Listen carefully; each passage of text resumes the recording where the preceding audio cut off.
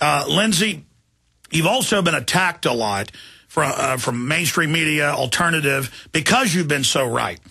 And that's another indicator. I know who your sources are. Ken Fromm's now public because he's died. The other guy's even bigger. I know his name. I know people that have talked to him and confirmed this. I haven't attempted to call him. But I know your other source, former CEO of a big three. And the proof is in the pudding of what you said. Now, you got cut off by the break. You were getting into handing it over to the Muslim Brotherhood. The headline of the Wall Street Journal was, Mujahideen al-Qaeda are the core of these groups. So just like they used them to take over the Serbs in Kosovo, they used them against the Russians. They're just switching back to their old game with al-Qaeda, just like Amir al-Awlaki, the head of al-Qaeda, secretly hangs out at the Pentagon. Source Fox News AP getting orders. I mean, he's the guy running all these domestic attacks. This is their weapon, and it's so diabolical the average person has trouble understanding it. But you were getting into this program of destabilization that you predicted through your source with precision October 22nd last year, 6 months ago. I hope, Alex, that you have some of the Middle East kings and royal families listening to your show today. Because the next item that I've been given just recently is so startling that, there again, you remember the day that I said it was going from $147 a barrel to $50 a barrel, and talk show hosts around the country laughed at me. You were willing to at least accept what I said. Because, Lindsey, if it didn't come out to be true, it just meant that your sources double-crossed you. I mean, Stan Monteith's talked to your sources. I know who they are. I've read your book you wrote in '81. I mean, you were on record working there. It was on record that Fromm got fired when your book came out and then rehired. Well, it's now on record, I hope, as off your show today. If any of the Middle East kings and royal families are listening, you're on your way out. First of all, it was Mubarak in Egypt. And then it's Gaddafi in Libya. He's just a little more stubborn. It's going to take longer to get him out of there. Then it's going to be one country after the other. Syria, Bahrain, Yemen. Now, these guys always use buzzwords. When they said destabilization and when they said the prices were going to go up and that things were going to change, we now see what that is. And when they told you they're going to double cross the Arabs, that's what you're saying is that's not, now they've told you, that's not just cheating them out of their T-bills. That means basically backing their overthrow as well. They are going to be overthrown, mark my words. The royal families in the Middle East, the oil barons, one after the other, are going to be overthrown until they have done exactly what they want to do. They did it in Egypt, and now we have given Egypt to the Muslim Brotherhood. Do you realize that the Muslim Brotherhood is jihad? They're going to put in Sharia law. By the way, no, stop. The Egyptian government banned protests last week, and I meant to cover this 2 days ago. Guys, put into the search engine. I want to back up Pastor Williams. Egyptian government calls for modesty police, just like Iran. So they literally are doing this. Yes, and they believe in the Quran. They do not believe in the Bible as God's word. In fact, they hate it. We are considered infidels. Women, oh my goodness.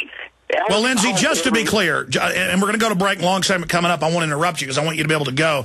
I'm not here, and I know you're a Baptist pastor, and I respect you, and I'm a Christian myself. I mean, a lot of the Muslims don't want war and don't hate Christians, but the point is the groups they're putting in do want war and have been calling for crises so the globalists can have this larger clash of civilizations.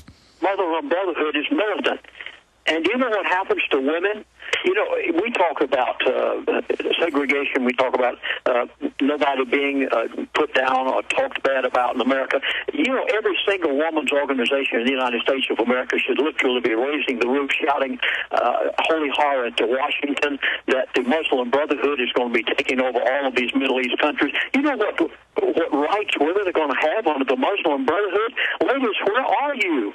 Why in this world aren't you out there shouting to the top of your voice that this is the most cruel thing that could ever happen on the face of this earth, is for our government to basically, okay, a week and a half ago, you ready? I may as well give it right now. And then if we have to, we'll take it up on the next part. A week and a half ago, our Secretary of State, Hillary Clinton, went to Libya. I heard it one time on the national news. Then I found out from my source what it was all about. She met with the Muslim Brotherhood. It was closed. No news people were allowed. When she came out, she was not allowed to even talk to a news media. Stay there, Lindsey. 18-minute segment coming up. You'll have so request stations play it. Okay, let's go ahead now and go back to Lindsey. Lindsey, I'm going to try to shut up, sit back. I just want to add, I looked it up. You're saying your inside source says she went to eastern Libya. They're reporting she's had a bunch of meetings in the last 3 weeks in Europe and London, closed meetings with the Muslim Brotherhood and, quote, the Libyan rebel leadership. And the head of the rebels was in the New York Times admitting, I sent people to kill Americans. So he is al-qaeda. Of course, he's been in Virginia, another one for 2 decades. I mean, this is red-handed that we're talking about. So break down, recap the master plan, where this is going. Your source saying they're going to go all the way to Riyadh. They're going to overthrow the king. The king is meeting with Gates, today, threatening to raise the oil prices above 200. So I guess they're starting to get desperate. That adds credibility to what you're saying. Lindsey, you've got the floor. 6 months ago on InfoWars, I said that I had just been told on the phone by my elitist friend that there was going to be a crisis in the Middle East. It began in Egypt. Then it went over to Libya. It will spread from one part of the Middle East to the other. It is a master plan. I did not know at the time what the extent of this was going to be. 1 week after the crisis in Egypt, my friend told me again everything that was going to happen, and last time I was on InfoWars, I gave that. How that they will spread this crisis situation through the entire Middle East, how that the elite are supporting. They are the ones behind them with the money of the Muslim Brotherhood, which is jihad. It is Sharia law. But by the way, that's on record that the West is funding all the rebels and starting all this. So that's on record. And the women of America should be raising the roof. If you say that you believe in women's rights, for goodness sakes, why don't you start taking some action with what the Muslim Brotherhood's going to do over there, those poor women in every one of these countries that they take over. And as it will spread from place to place, okay, here we go. Please, put this down. Every Middle East king, every royal family is going to fall. It's only a matter of time. Now, the elite's timeline is the end of 2012. They said, Mr. Fromm, before he ever died, said that the dollar will be dead, not non-existent, but dead by the end of 2012. That means that they have to create a number of things. First of all, when they told me that there would be a crisis in the Middle East in 4 to 5 months, it took place in Egypt first, just as they had said it would, and then it will spread through the entire Middle East for the purpose of getting crude oil to the price where they want it to go. I want to be clear. The purpose is not to give freedom to the people. I mean, who likes Mubarak? They're putting something in worse, banning protests, bringing in the modesty police. We just put that headline up earlier. They're getting rid of Gaddafi, putting in al-qaeda. They're going to put even worse people in. So last week, our Secretary of State, Hillary Clinton, actually met with the Muslim Brotherhood. She met that for the purpose of guaranteeing them that each country that they take over, they will have the government of that country. Mark my words, you are going to see the Muslim Brotherhood put in September whenever they have the elections in Egypt. Once Gaddafi is removed out of Libya, the Muslim Brotherhood will take over. This is being done, but to me it's so interesting how the elite create a crisis and then create a solution.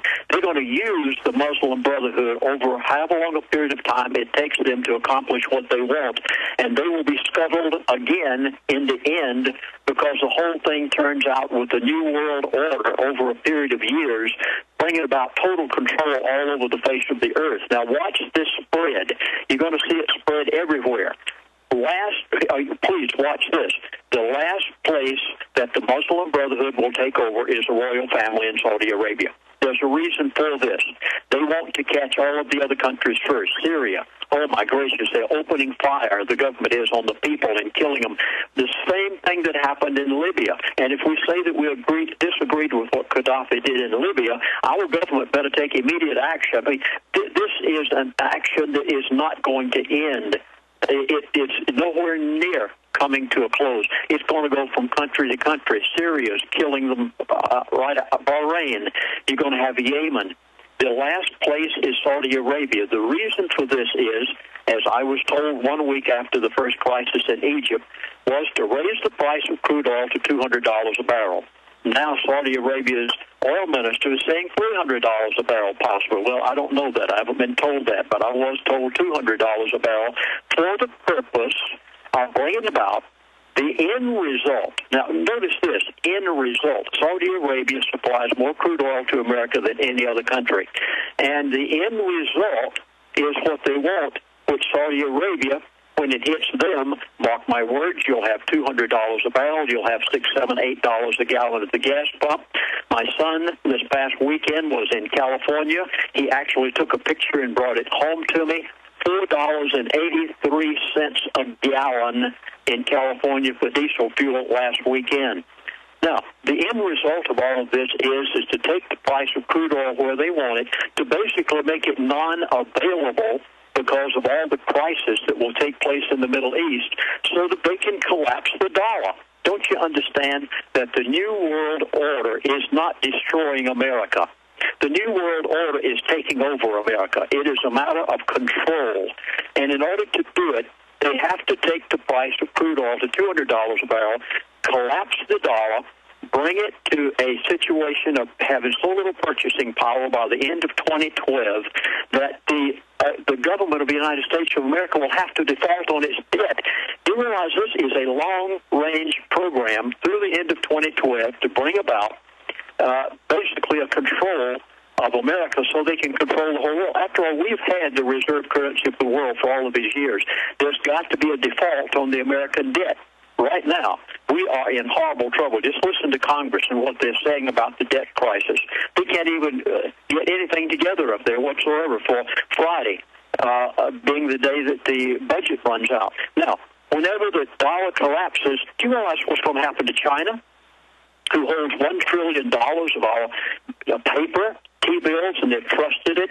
All of these kings and heads of state in the oil-producing countries of the world, they have trusted it because there was nothing as sound as the American dollar and our T-bills and our Federal Reserve issues. When all of this collapses, can you imagine what the end result of it is going to be? It's going to be a total takeover of the New World Order, but in order to do that, they've got to get the price of gold to $3,000 an ounce. Folks, please, I begged of you 2 years ago to buy every piece of gold you could get, every piece of silver you could get your hands on. You haven't seen anything yet. I am pleading with you. I'm begging of you. I don't care if it is $1,455 an ounce right now, and silver is $39.50 and pushing $40. It doesn't matter. Go buy it because it's going to go to $3,000. Well, Lindsey, that's what your high-powered currency with it.